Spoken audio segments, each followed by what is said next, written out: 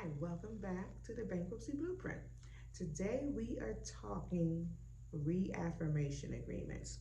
A couple of videos back, we discussed whether or not you can keep your car in bankruptcy, and today we're talking about what that process looks like when you're financing your car. When you are in bankruptcy, then of course, as you know, you can discharge the majority, if not all of your debts. You are going to discharge your payday loans, Visa, MasterCard, Macy's, personal loans, medical bills, all of that stuff. You can discharge it in bankruptcy. You can even give your car back to the bank and discharge your car loan and then just start fresh by either saving up to buy a new car, or many times people find themselves severely underwater in their car loans.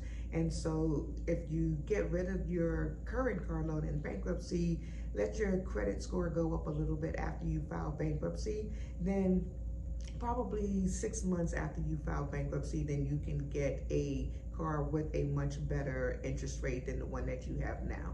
Some people can't wait that long and they get a new car while they're in bankruptcy or immediately after. The interest rate is probably not going to be terrific, but it may be better than what they have now. Or maybe they just get a lower value car, and that will drop their monthly payment. So there are just a number of situations out there. But anyway, some people choose to keep their cars in bankruptcy. And when you choose to keep your car in bankruptcy, it may be the case that the creditor requires you to sign a reaffirmation agreement. The reaffirmation agreement, which must be approved by the judge, indicates that although you can discharge your car in bankruptcy, you're choosing to remain legally liable for that debt.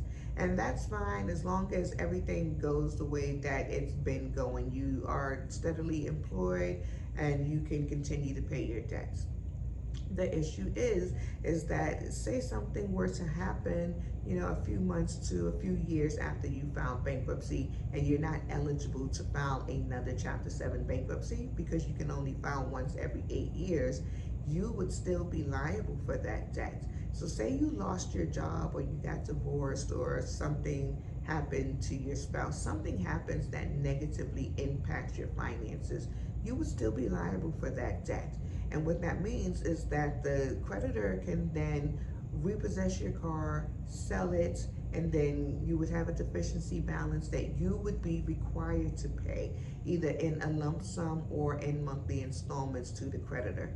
And if you didn't do that, then they would take you to court, they would get a judgment, and they would be able to garnish your wages. And they are able to do this because, like I said, you are not able to file another Chapter 7 bankruptcy until those 8 years have passed. And so those are the potential negatives of signing a reaffirmation agreement. If you have more questions, feel free to drop a comment below. If you're in Maryland or DC, feel free to give my office a call and I'd be happy to discuss your situation with you. So until my next video, have a great day.